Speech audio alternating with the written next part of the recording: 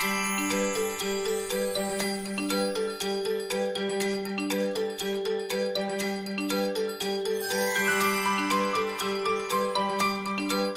guys, it's Al from Read Scribble, and I apologise for any noise that you may hear behind me. We currently have builders who are digging up our back garden with a digger.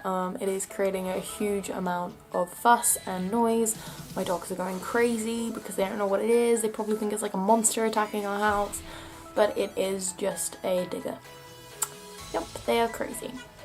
They say dogs are like their owners. They're crazy. I am 50 shades of different crazy. But yeah, let's get on with this. So this is an announcement and a TBR video in one, which is awesome, if I do say so myself. This is my Pokemon Indigo League Read Them All-thon. I think that's what it's meant to be called. It is a mouthful and a half, but this is such an exciting readathon. It is based on the 8 gym challenges of the Indigo League. So for each task you have a book to read and you get points to evolve the picked Pokemon. You pick a Pokemon, and every task that you do and extra challenges you do, you get points which will evolve your Pokemon, and there is a winner at the end who wins a prize. Yay! I'm not sure if I can win the prize because I live in the UK, but I'm just doing it to really ease up my TBR before I go to uni. This is a crazy readathon for me because if you've watched my video I posted yesterday about my August TBR, you'll realise I'm going to uni in less than a month, and this nearly goes on for a month. This readathon is a 3-week readathon, which is a little bit different. It runs from Sunday the 14th of August to Sunday the 4th of September. I will link the original blog post down below because I think it explains it so much more in depth than I am trying to relay to you. As I said, it's based on the Indigo Lead 8 gym challenges, so there are 8 different challenges, so I have 8 different books. I will tell you at the end how many pages I actually have to read in these 3 weeks, along with the stress of moving to university. I don't know whether this is a long shot, but I've picked books that I actually want to read, as well as just books for the challenges. Let's get to it. So challenge number 1 is the first book in a series.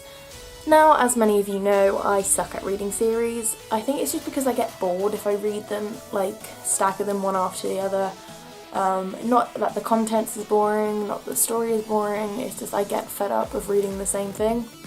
So I'm really bad at reading series. I mean, the Harry Potter series, but that's on a different level. Harry Potter is life. There's no arguments there. So for the one that I've picked for the first challenge is Daughter of Smoke and Bone by Laini Taylor.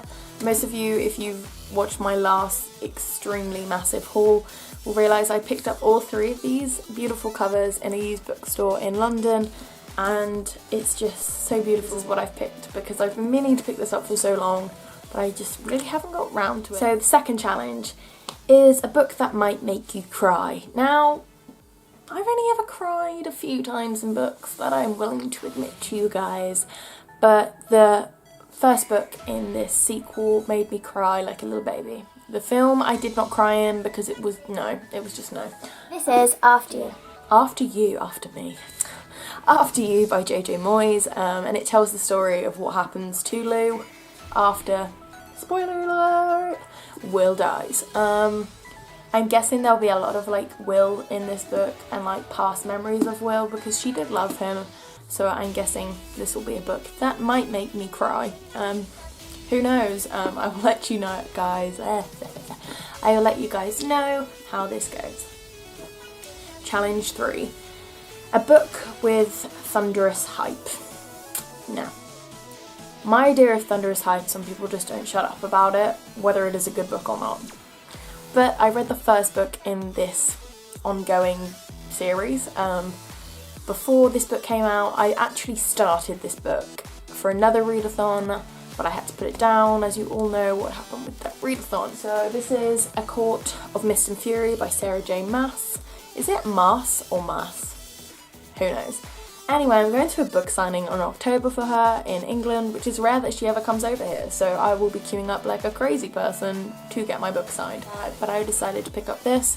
So far it's so good. I am actually not going to start from the beginning because I'm 120 pages in.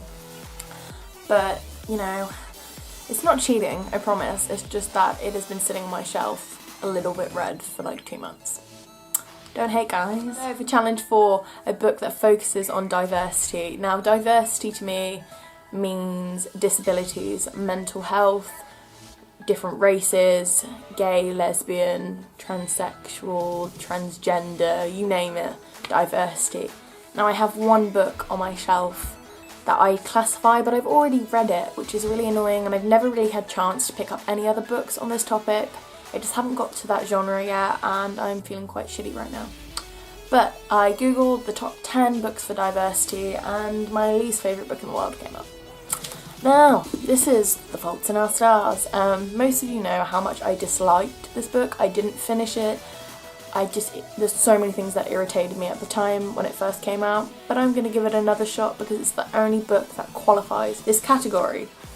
It may be that I was just reading it at the wrong time, or I was in a slump, I'm not sure, but there was just so many little things that bugged me. But I am determined that I want to do all the challenges. Like the pro reader that I could be, we'll be reading this one for this challenge.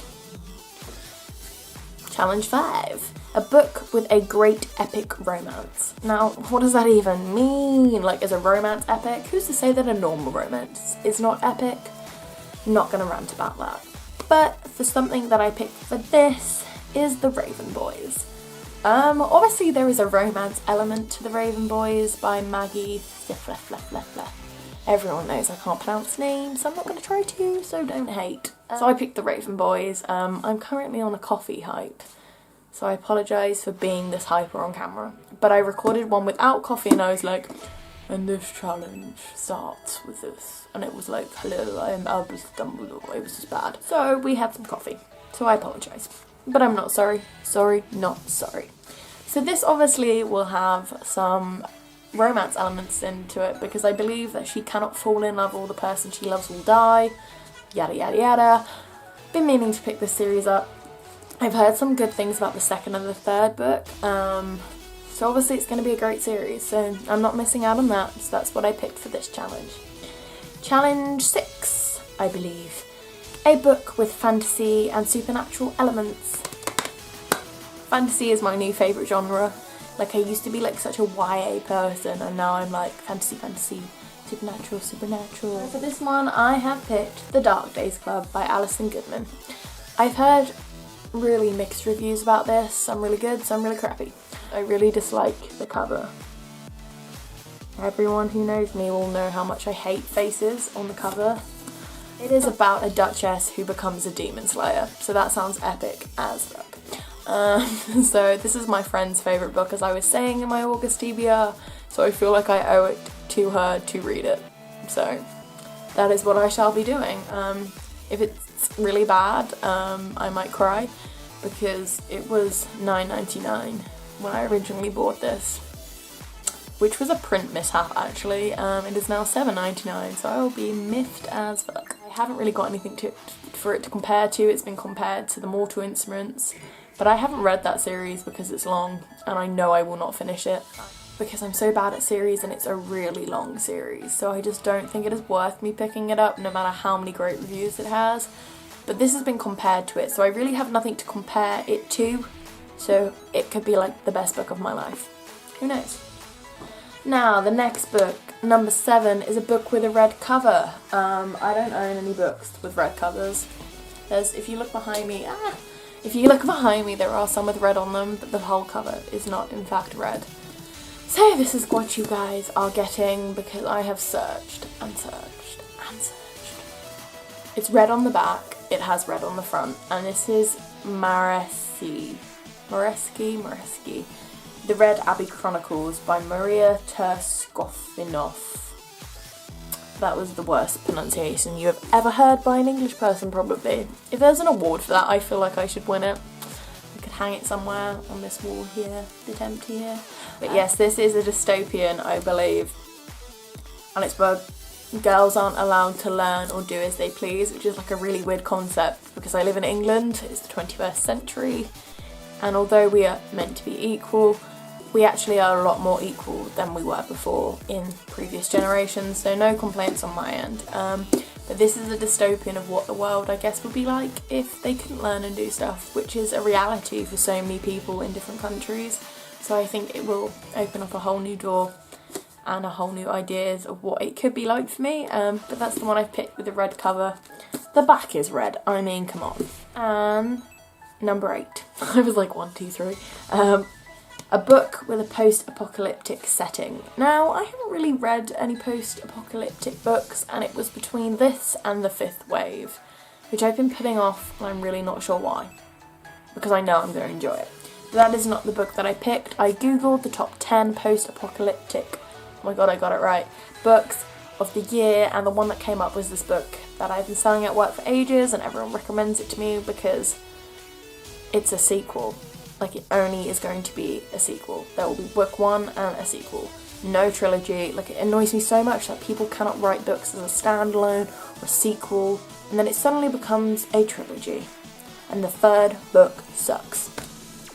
So my friend said to me, this is a book that won't happen with. Yay for you! So she bought it for me. And this is The Long Way to a Small and Angry Planet. A Small and Angry Planet by Becky Chambers. And it is, I believe, number 5 in the top 10 of the post-apocalyptic books. I'm really looking forward to it. It has been sort of compared to Starflight by Melissa Landers, which is my top book of this year. I just really enjoyed it. I'm not really sure why. I think it had a good slow-burning romance, and I'm really hoping it will be a sequel and not a trilogy, because otherwise I'm not going to like that book anymore. Like, no. But this is the book that I've picked for the final 8th challenge. So there are 8 challenges.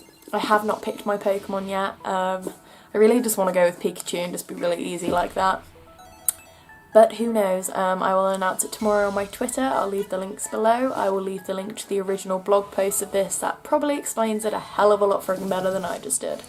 But these are my TBRs. I'm being a little bit optimistic, because I move in 3 weeks and this goes on for 3 weeks. And in this readathon I hope to read 3,321 pages, which is ridiculous. I don't know if I've ever read that much, but we shall see. I will be doing live updates, vlogs and more, so stay tuned and I hope you enjoy. If you are reading this read-along, if you are reading towards this readathon and you've got a video, I want to see your TBRs, I want to make friends with you guys. So keep in touch and let me know what you guys are reading.